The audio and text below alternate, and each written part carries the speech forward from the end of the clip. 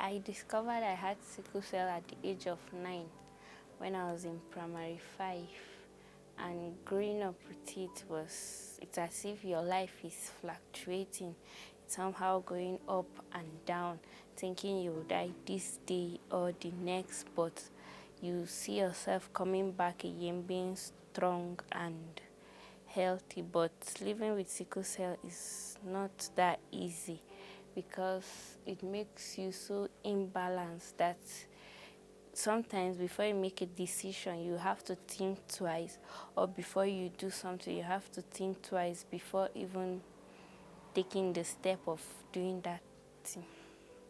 For my parents, they treated me nice, as they knew the condition, because my brother's own was discovered since when he was little.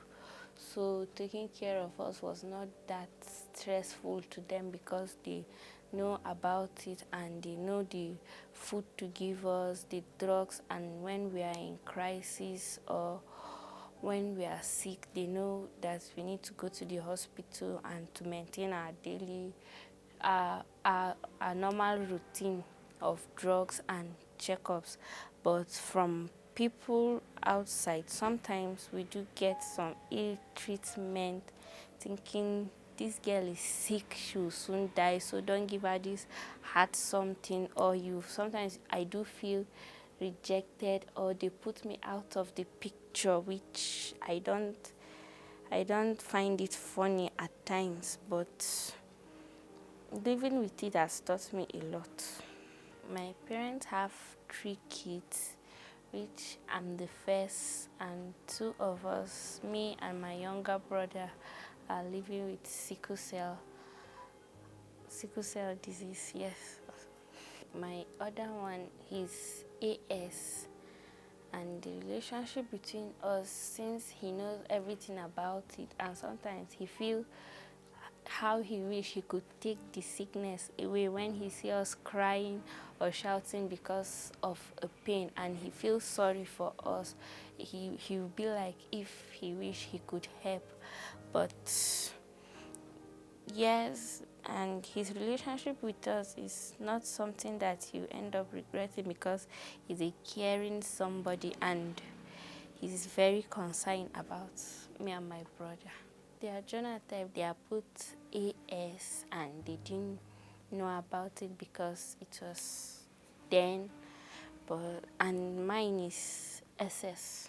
Sometimes they look at me with pity, and most of the times they support me, or when I'm down, they try to be close by to pet me and always be there for me, trying to see that I get the best treatment, and they try to make sure that the pain goes away as fast as they can. And if it were to be for them, they would have taken that sickness or put it on them, so that I won't feel the pains of the crisis. There are some people that told me that at this age, when you reach this certain age, you'll be sickle cell free. I was like, wow, I can't wait for that age. But then some do tell us that at this certain age to you, that I'll feel scared, and sometimes even if I'm going to a relationship or having to make a decision that will take a little bit of my time, I do think twice before making that decision. But I always get inspired by one woman. She's a sickle cell patient, but she has lived her life, she has children, and she has passed 60. So anytime I get that thought, or people tell me about dying soon, I look to that woman as an inspiration, and I see that my spirit is somehow lifted, and and I'm not scared of dying or something like that. Okay, they gave me a number of 18, 19, 20, and God's willing, I've passed those stage and I see myself still healthy and alive, even doing things I think I wasn't able to do. And sometimes I look back and say, well, some of these people lied to me, and some gave put that kind of fear in me of leaving this world or dying without achieving anything at the end. It depends on maybe the weather. When the weather is cold or during the rainy seasons, I do have much crisis or pains on in my joints. And as of 2020, the crisis was much for last year because I was almost going in and out of the hospital or in and out of pains from one body part to the other. Sometimes we do go down together, and his crisis is not that much now that he's past 18, unlike when he was small that he goes into crisis, will be admitted after being discharged, he will come back, then still go back again because of the crisis. But when he has grown now, his own is better and he's healthier than when he was small. But mine was when I was small. I didn't have that much crisis because it was discovered lately. But when I was growing, let's say 2017, 18, 19, then 2020, I was having a lot of health crisis.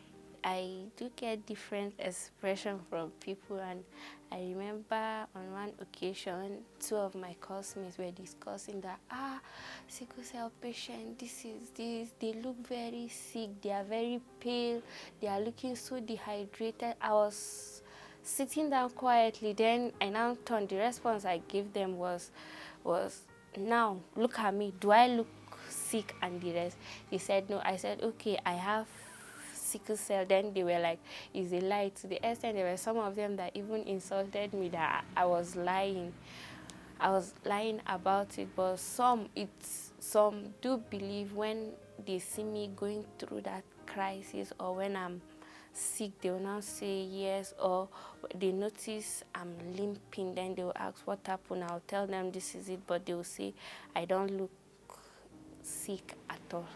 When I was in secondary school, they would be like, sicky Plangnan, or Plangnan, you like falling sick, something like that.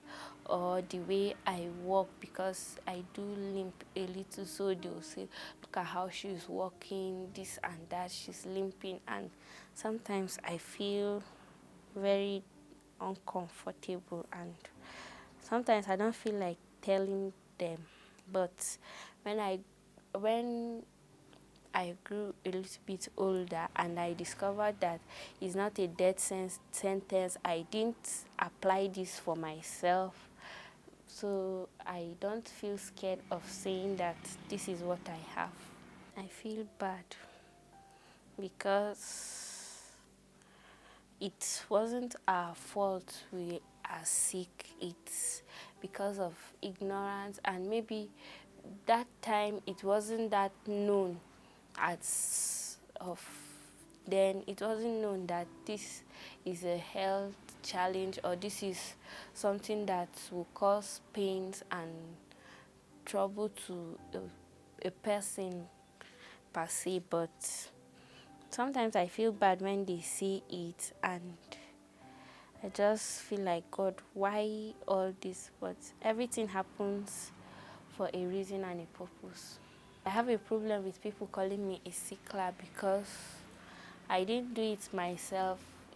It's not my fault that I'm like this, and physically I don't look sick. Anything that a normal person can do, I think I can do it since I have the strength. But someone calling me a sickler, I know, yes, that is who I am, but I don't look sick, and I know that with God I can do I can do anything because he is the one that give me the strength.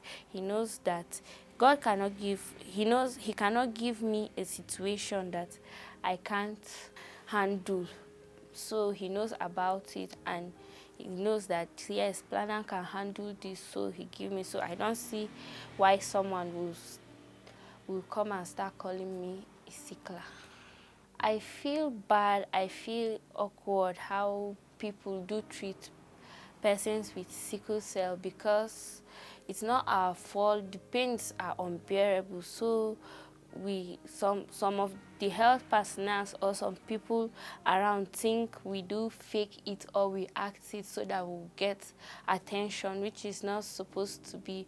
And my opinion on how you are to treat a sickle cell patient is that you should reduce the workload of that person and always try to see that that patient is always covered well with socks and sweaters, and his head are covered too with cap, and always give them the right medication and the right food to eat, because if you don't give them the right food to eat, you end up spending the money that you're supposed to buy the food in the hospital, buying all sorts of medicine and all sorts of treatment. So the way you have to treat a sickle cell patient is treat him with care, and he should be pampered and always give him that attention he wants. Sometimes I feel very awkward and angry, as if I should go and beat them up, because some of them, most especially the health personnel, they say we are drug addicts, this, that, and that. We don't know anything, only to take drugs that will make us feel high, something like that. But the truth is, it's not our fault. The pains are very unbearable. The friends I have, if you are in my life to judge me or to look down on me, I do away with you, because you won't add anything to my life. So I do away with you, and I surround myself with people that will encourage me and give me hopes. And I know that yes, Plangnan, you have something you can do out there. You have a better future and a great life to live. Not that someone will come and tell me, see you, this girl, you are trying to do all these things, meanwhile you don't know your life, your days on earth are numbered, and your lifespan is cut short because of the ailment you have. So I do away with them and try not to think much on those talks and all those thoughts, and try to clear my head from those, thoughts from my head, so that I won't have a negative feeling or negative perspective of life. Previously, I had some relationships that I was like regretting, and some they feel I do pretend or I lie about a lot of things, or I'm doing, or everything they keep on blaming me, thinking it's my fault and don't have time. But lately, my present relationship, I've learned that if I'm in a relationship as a sickle cell patient, it doesn't mean that I don't deserve to be happy, because my present relationship, I feel happy. I feel yes, this guy understands me and always try to see that Plangnan don't stress herself, she don't overwork, and she always try to keep warm in any way he could. He helps me and is always there when I need him. I think it's not meant to be that a parent should pressure a sickle cell patient to get married, because they have a life apart from their married life. And as yes, it's good to get married, but the thing is, you are not to force your child into marriage, because if you force your child into marriage, he might end up, or he or she might end up in the wrong hands and won't be taken care of properly. So you need to check health-wise and economically wise so that your child gets the best care as a sickle cell patient and is not overstressed in his or her home, or is not looked down upon, or goes into an abusive marriage because you force that child into the marriage.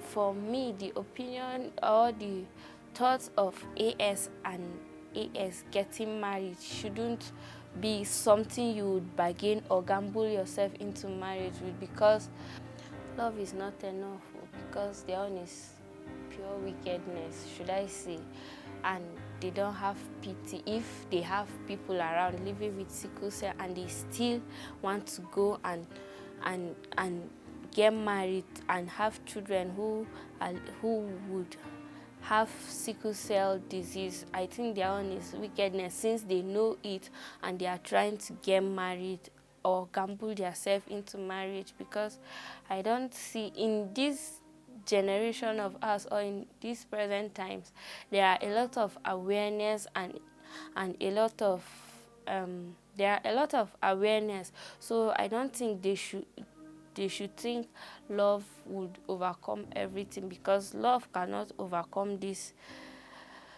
kind of sickness. So my advice is, if you are AS and the person you are planning to get married to is AS, you shouldn't go into that marriage, despite the fact that you can get AA and AS, but there is a high tendency you will get also a sickle cell patient. So you shouldn't gamble yourself into marriage as both AS